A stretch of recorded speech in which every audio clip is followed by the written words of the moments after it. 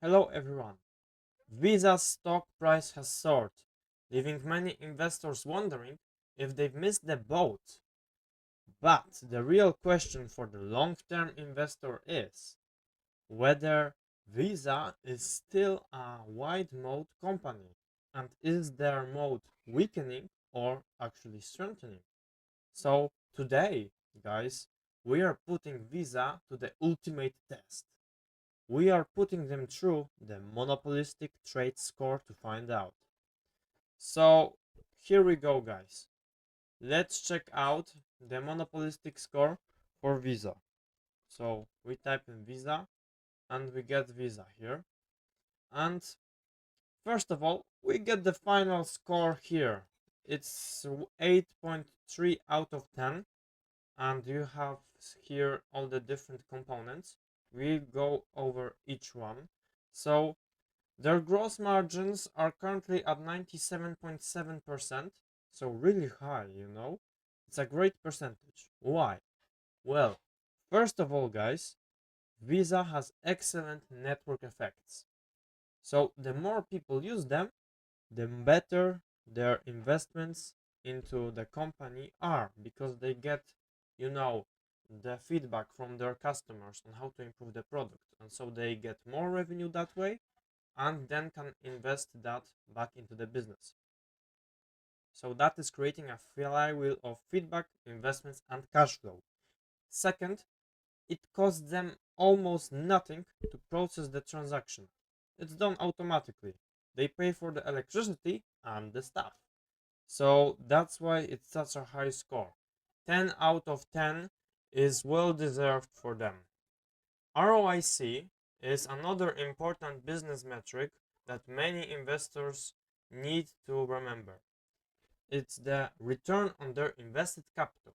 It's high here. It's at 27.7%. It means that they are smart in investing their business's money, like in new ventures.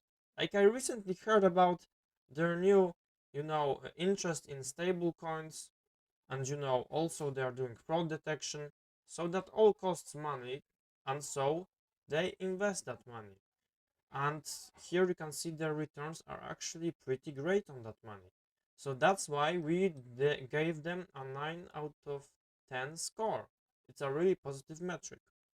So now, actually the R&D score isn't applicable here, because Visa, as you all know, isn't in an industry where R&D matters that much. What matters the most is the stability of processing the payment of the customer. So what do we have next? We have the free cash flow margin. This is how much free cash flow they generate as a percentage of total sales. We can see that it's pretty high. 62% is almost half of the revenue. That means that money can go straight into other investments, generating value for shareholders, which means us, like me. A score of 10 out of 10 is well deserved here. I really like it. Revenue growth versus the industry, well, that is the only red flag, quote unquote. Well, because they are not really behind their competitors. They are actually above. They are ahead by 4%. And while that isn't something really tremendous, it's still ahead. So we give them a reward for that, a marginal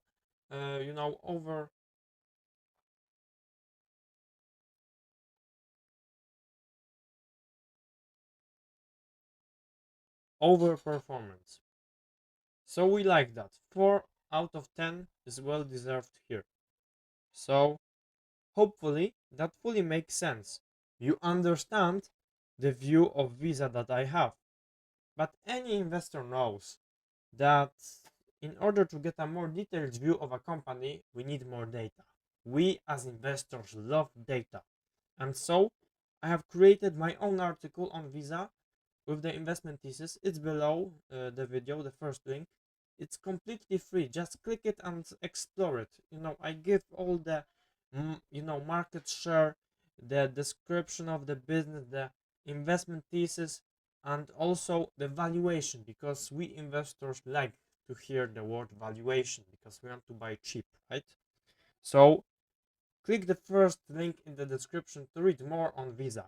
Until next week, guys, thanks for watching.